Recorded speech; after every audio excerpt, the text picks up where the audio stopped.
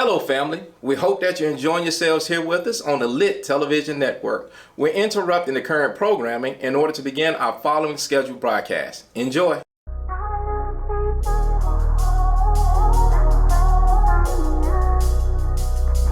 Hey, what's up, what's up? This your boy Sean Davis, a.k.a. S-Dot, with another episode of Substance Over Service with my main man. It's your boy Larry Renter, a.k.a. King Renter, and today we got special guest, Miss Patrice, from Moontide Wellness Studio in Brunswick, Georgia. Welcome. Hello, guys. Brief story, Patrice gave us our first opportunity to do our road shows. Oh yeah. At her excellent studio, we actually got to participate in some of I don't want to say it correctly, but it was yoga. I don't know if it's depression yoga or trauma release yoga. Trauma release yoga. I've never felt the same afterwards, but it was all in good health. But I had to give her that shout out on that. She gave us our first opportunity to do some road shows, and we had some great experiences. We learned a lot from her, so we thought she'd be an excellent guest to have on our show, and she was so gracious enough to come. So Patrice, please tell our audience about yourself. Well, thank you guys. Because of you, I was able to launch my Mentally program and kind of get that on the road, kind of work out some kinks and see how I want to do. I have put it on hold, and then hopefully in January I can come out busting at the seams again, because I'm Patrice Ross, Moontide Wellness Studio, and what I'm trying to do is have a holistic wellness center. And so everything holistically you need: herbs, yoga, meditation, nutritional coaching, yoni steaming, self-care. We want it all in one house, but not all done by me, right? So I'm big into collaboration. That's why I worked with you guys, because I felt like the things you talk about and the heart and the passion that you have, you could help those men pull that out of themselves and be able to talk and get some things done. So that's what I do. Right. One of the services that really caught my attention was the ones with the naps. You offer naps. Yes. No one's partaking except for me, but I do offer nap sessions. Listen, I know sometimes we don't often get a lot of time during the day to take naps, but if I can find 30 minutes to take a nap, I'm out of there. Yeah, and it's serene. I set the music, I set the vibe. It's quiet. Fluff your pillows, all that good stuff. And then I gently wake you up, unless you tell me that you need to be shaken out of your sleep. Then, of course, I won't do it that way. But, yeah, I try to implement any modality to help you relax. Mm-hmm. Even if you just come into the studio for free, you can come into the studio and just sit. Mm-hmm. Just don't bother me. Because if you bother me, that's when we start the clock. That's when you start to pay me. Right. But as always, we try to tie in these conversations, and when we deal with other individuals or our guests that come here, how it ties into us as caseworkers or social media under that umbrella, and the services that Patrice provides can be the difference between someone not burning out and someone burning out when it comes to our stressful profession and what we do and how we handle things. So it was really a great collaboration to meet with her, talk with her, discuss some things with her, and she gave us some open opinions on how we discuss things that really kind of helped us broaden our conversation and want to do this show. But I really want to touch into that I know we sincerely hope that there are some social workers that are checking this out, or case managers checking this out, and understanding that sometimes the most valuable person in your interaction is you. Mm-hmm. You're helping people with traumas, and not being too dramatic, but maybe even saving people's lives and their families. So you have to be as whole as you possibly can be. So if you have an opportunity to engage in such service like this to lessen your stress, I advocate for it. I hope, I wish, I want you to please do. And why not go to Moontide? Yes. Well, one thing that I appreciate about her services is that it's all revolving around self-care. Mm-hmm. Excuse me. And it's more than evident in our society that a lot of people just don't care for themselves, take care of themselves. One thing outside of going to therapy, there's many other things that you can do. Even simple stuff like, just taking a nap. Taking a nap. I mean, I think that's I keep going back to it, but that's just He want to take a nap. Oh, like that. That'd be cool if I could just, I'm on my lunch break. I'm like, you know what? I'm gonna take me a nap. I'm gonna take a nap. Not in your car. You go take your shoes off and just go lay down and take a 30-minute nap. I mean, that 30 minutes can recharge your whole day. I consider that being beneficial, and I think when we was able to go to Moontide one particular time, I arrived late. But Patrice was working with some I don't want to say artists, but some gentlemen who gathered there and was teaching them about self-care, such as it's interesting. It was about feet. Mm-hmm. Like men tend not to know anything about taking care of our feet. And like I believe one of the people there who is the mayor. He's told on himself. He said he cut up sheets with his toes. So he was having a hard time. So little things like that we as men look at, oh man, that's pretty, I don't do anything like that. But really, it is a stress reliever. I advocate for, I get pedicures and manicures. I'll probably get one this weekend. But it is relaxing, and you want to take care of your feet, because if you're a social worker, you're on them a lot. And just in general, people, anybody that work on their feet, everybody need to take very care of your feet, because once your feet start going bad, then it just works its way up the body. So and it's about hygiene as well. So like how do we help our clients who are unaware of hygiene if we're not walking around with gargoyle feet? And, especially if you're in a relationship, you can't be cutting up sheets. And it's tough on your significant other if you got talons instead of toenails. And that's one thing with Moontide Wellness Studio. I want to focus more on men, because women, we get our toes done on a regular basis, our feet, fingers, we get our massages.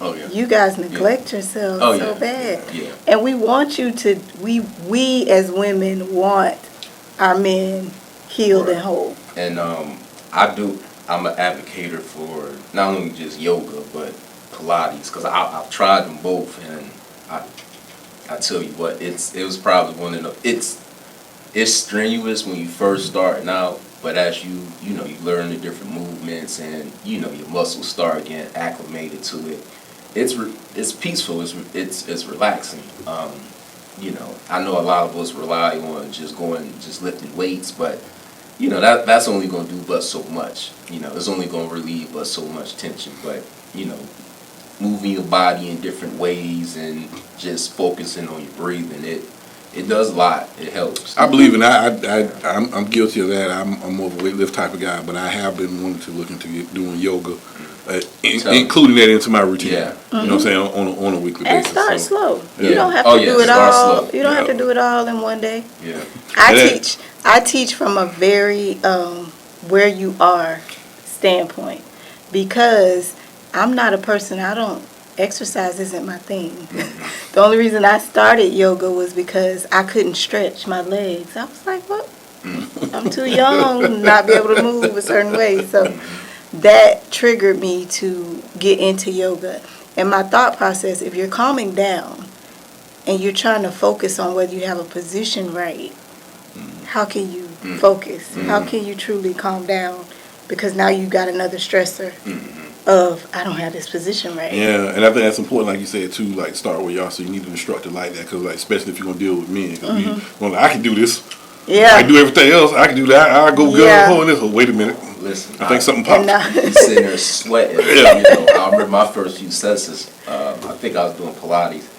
I'm breaking out in sweat because I'm trying to balance. I got one leg this way, one leg. I'm trying to maintain my composure, and it was relaxing, but at those beginning stages, I just had to learn how to focus on. I focus more on the breathing. Once you're able to control your breathing, then it kind of falls into place after that. So Absolutely. Once you learn how to breathe properly, eat properly, drink enough water, you have a wonderful life.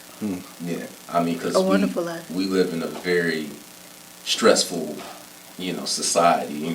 Everybody's going to go, be working, going to school, take care of our families. Not taking naps. Skipping naps, not sleeping right. A lot of us got unhealthy coping mechanisms, and it might not hurt you. And I think I spoke on this last episode, but you can never speak too much on it, but all that over time, all that stuff is just going to start to, it's going to wear down. Eat at you. You know, recently I've been seeing it's I'm starting to see trends of you see men dying in their 50s now. You know, so the inability to balance. Yeah. Right. So that's why when you think about a Moontide Studio, that's what I think about. It helps you direct you on how to balance, especially. And I'm glad that you target us, men. We hope to try to get you more clientele. Yeah. Maybe even be part of your clientele. Because I think that is important, and I think you're right. Like, but especially if you're in a stressful job, you know what I'm saying? It just pushes the meter that much harder. And in the society that we're in, we're often told, predicated like, the reason you're not happy because you're not working as hard, or you're not pushing yourself to the absolute limit. That is so wrong. That is so wrong. Well, please speak on that. Like I can see it in your eyes. Like, no, we have to get balance. We have to. I think so. 2020, COVID, the big pandemic. That is what slowed me down. And I wouldn't say it completely slowed me down because I was a traveler. I was, doing what I wanted to do. But I realized that I was okay. I was okay with being home. I was okay with not having to do the hustle and bustle. But everyone around me was losing their minds. My friends were like, I can't. And so I'm like, something's gotta change.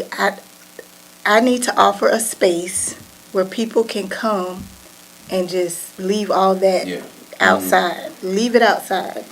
And I know my target for this year has been on men, but I've gotten back to my roots to stay in the counselor, the caretaker vein. Now I'm a safe place for youth. okay. And I'm also proposing some programs. I've restructured some of my programs to help youth as well, because a lot of times, I hate to say it, but adults, we're stuck in our ways.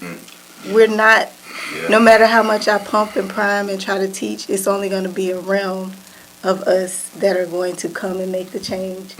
But maybe if I reach back to the kids again, maybe the kids will grow into adults who are making better use of their time. More well balanced. And every now and then a kid actually teaches an adult. Yeah. Every now and then. So like coming from that ripple effect. And I think we just been so indoctrinated in the grind culture that's like, we normalize this type of lifestyle. It's like, listen, I just gotta go, and that's it. That's how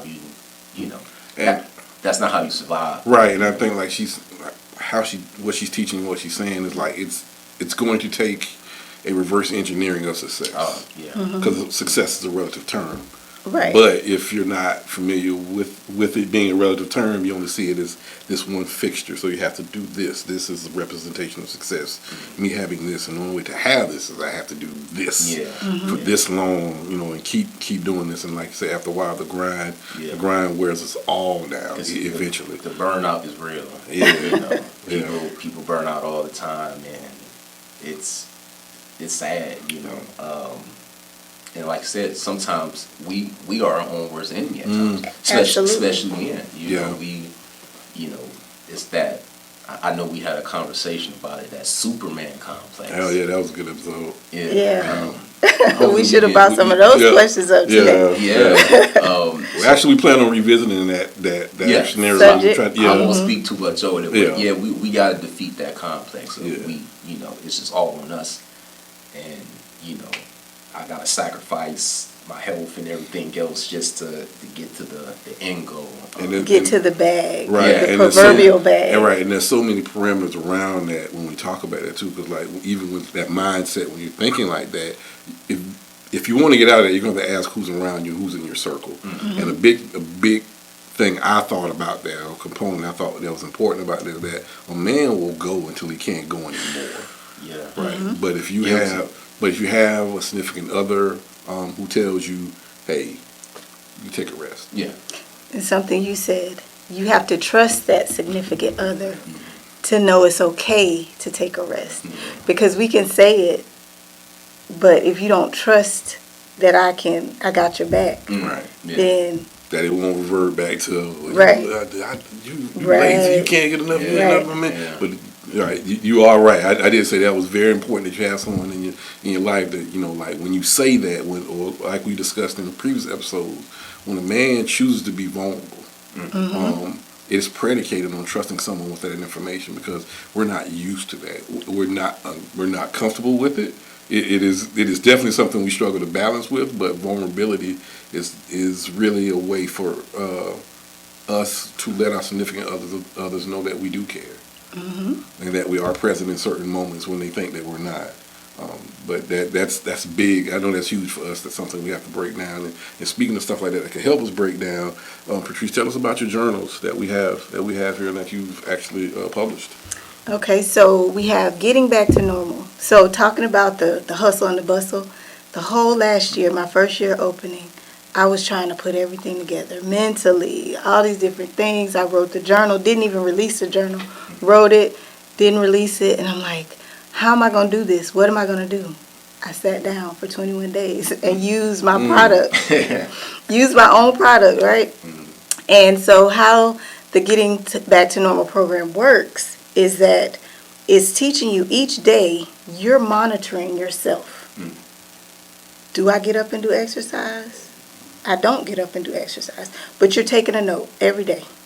You're making a financial task. You're making a spiritual task. You're making a nutritional task each day.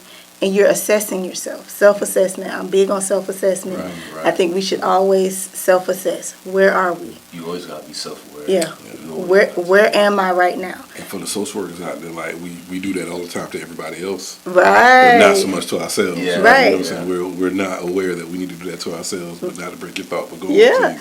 But in the book, you're doing a self-assessment, and then you have the opportunity to journal whatever's on your mind, get it out, dump it. Well, after 21 days makes a what? A habit, right? So after 21 days of self-assessing yourself, now you can self-assess yourself, but you can go back to that journal and say, okay, I need to stop forcing myself every morning to do this because I don't even like doing this. This brings me stress. But you're doing it because King Richard says, man, you need to be doing this every day because if you ain't doing this every day, then your life ain't right. I'm slacking. Yeah. But you're not him and he's not you. And so it's your own self-assessment. And then you know after those 21 days, I know what I can do and what I do well. So now the rest of the time, you're operating in your well space. You're operating how you are truly uniquely made. And that's your bag. To me, that's your bag. And so with the journal, I have a program, and now I've decided to stop trying to write more programs and journals and base everything around this program because it's already written. Right. Instead of pulling myself all over the place, I can apply this to mentally. I can apply this to any other thing that I'm trying to do at Moontide. And I'm not all over the place. That's how I took my stress and tug and burn. So if there are any caseworkers out there who have some time off, I have 5 slots available December 27th through the 29th. I'm going to do an intensive. So it's 9 to 3 p.m. We're going to get it in. We're going to do yoga, meditation all day, 9 to 3. I'm going to give you some meal prep tips, cooking live in front of you. I'm going to serve you breakfast and lunch. I'm a certified chef. So it's going to be a nice time, and it's going to be geared towards teachers or teens. There's some teens but I only have 5 slots available because I want it to be intimate. I want it to be, face-to-face, intense. But yeah, it's getting back to normal, but there is no normal. Right. No one's really. Nobody hasn't. Yeah. And I'm learning now. Wordplay is wordplay. Right. Yeah. So there is no normal, but getting back to normal meaning getting back to our authentic selves. Right. Right. And with that book, even if you don't know what it is, it'll help. Yeah. It'll help guide Even you. if you don't take the program with me, if you take that book and take it seriously for 21 days, you should see some type of change. Because the first time I did the program, nobody showed up. Nobody was online. Nobody did anything. I did it by myself. And I was like, ooh, this thing works. And so I did the next time. I did get a few people to participate. And it's funny that people care about their mental health, but they don't fully take it 100% seriously. I've had people pay for the program and not show up a day because they say, I just don't have time. I just don't have time. How do you not have time for yourself? Yeah. You see what I'm saying? Right. So, Grind culture. but one thing about me, because I am who I am, whenever you make the time, I'm here. Because you paid for your course, you need to get the work done. We need to get you better. So, and that is a children's book. So tell us about that, Judy. I love my little children's book, and I'm going to write another one, hopefully to drop before Christmas. I don't know. But it is Black history, all in a book. It is because of me. So it has inventors, African-American inventors, and African-American history, and it teaches you how to write, teaches you how to color, but more importantly, teaches our children how to embrace their culture and know it when they see it. And so I think it's a really good book you can use over the years. You can use it for a baby, just as a picture book, toddler, once they start learning their letters, and then once they get a little older, they can actually read the history and know the history. And did you always have that in mind when you wrote the book? Excuse me. Yes. So someone came to me because I've written a few books, and they asked me to partner with them to write a children's book. And so they just wanted a Tom Jumps, Bobby Runs book. But you can't give anything to Patrice. I think it's just going to be not that. let you put your twist on it. Right. And so when they saw the book, they were like, well, this isn't what I asked for, but oh my gosh, this is amazing. And so we've decided to do a series of different books along that line and hopefully get back to their original vision. But it was all because of the, you can make books on Amazon, take you a few minutes, and you sell them for $5 and get money back. So, and are both these books available on Amazon? Both are available on Amazon. All of my books are available on Amazon. But yeah, I have some other journals and things like that, but that's the main one I'm pushing right now in this season. I like that. And one of the things that we were fortunate to be part of was the mentality event. Can you go ahead and explain what that consists of for the So audience? it's mentally, but Mentality, I thought you was turning the phrase on. I thought you was turning the phrase. so it's me and Tally, and it's I'm playing on. Yeah, that's the turn of the phrase. Yeah, Okay. I'm tallying up our men. We're getting them together, and basically it's self-care. I want men to learn self-care. If y'all notice in the studio, I have a big recliner. Yeah. It's strictly. It was supposed to be a bunch of them, but I said I'm not investing in these till I'm sure that these jokers gonna show up because they are not cheap. But it's a nice, recliner. You come in, you relax, and but mentally, it's for men to come together in a safe space and be able to talk about the things that they wish they could talk about, but they can never talk about. And at first I was going to do a little of me as a woman, but then I started getting pushback from men saying, we don't want to hear what you guys say. That wasn't us. That wasn't we didn't say Yeah, that. it wasn't you guys. Yeah, And that's why I appreciate you guys, because you came right on board and you were like, oh yes, this is going to be amazing. And you helped me because you helped me be able to step back, and I could just... Yeah. and use you as a puppet, like, say this. Because another thing. yeah, because he won't talk, but if you say this, he'll talk. So, And from when we participate, because we've participated in it, we've done a little trial run, and and I'm telling you, it's something powerful. Yeah, it really was. It was an opportunity. It was a platform where everybody had a fair opportunity to speak, and I have to use that word again, vulnerability. Right. Right. Even though trust wasn't earned, it was given. amongst ourselves, because we were like, okay, well, you see one man being vulnerable, you're like, well, I ain't gonna leave my brother out there by himself. Mm-hmm. I'll say something to put me in a position where, you know, I felt this way, or it had me feeling a particular way. Because I'm comfortable in that space. I'm like, listen, hey, this is where I've been. This is what I've done. It's all out there on the table. Yeah. So, and there's a, you know, and there was a theme that we were trying to develop there too. I am myself too, but I do realize I had to evolve to that point. Mm-hmm. Like, I didn't start off that way. I had the same generational blocks and holdbacks that a lot of men of my age have, or in my demographic have, and had to surpass those and get past those. And then in doing that, learning how to articulate that without making another man feel less.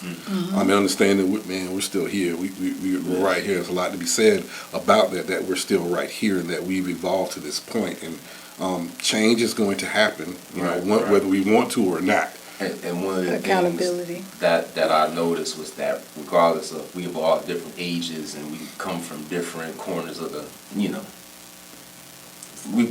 all different areas. Yes. We all share the common trait in that we all dealt with our personal issues the same way. We just years of suppression and trying to, and just caught up in that grind culture and stuff like that. And I still question it, because I raised the son. That's all I had was one boy. And he acts he does the same. And I'm like, I raised you. Like, I raised you to hug. That's not what I put in there. Right, like, is this natural that men just suppress feelings and emotions? And I raised my son in a household where talk about it. Yeah. I'm guessing it's learned behavior from other men. It is. I feel like, I feel the problem with that is, as much time as you spent with him, right? The society doesn't perpetuate that. You know what I'm saying? The society is evolving in certain pockets, but maybe not as wide as we would like them to be.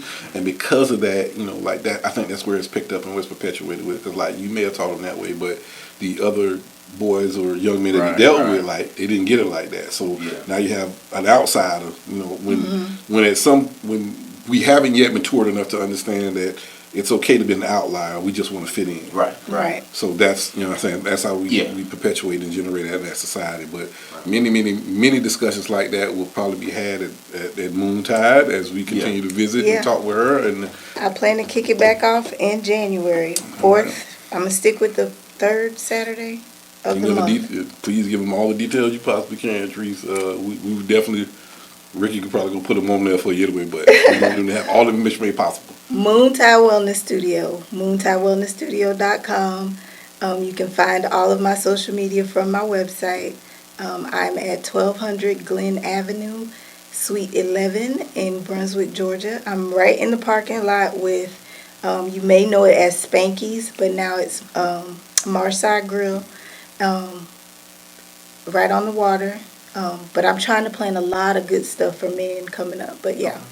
So hopefully we'll have Patrice back after that time to check us out. And as always, this is your boy S. Man. Remember, kindness is a superpower that we all possess, and it can change someone's day, month, year, and yes, even their life. And this is your boy King Rencher. Just trust the process, and everything else will fall in place.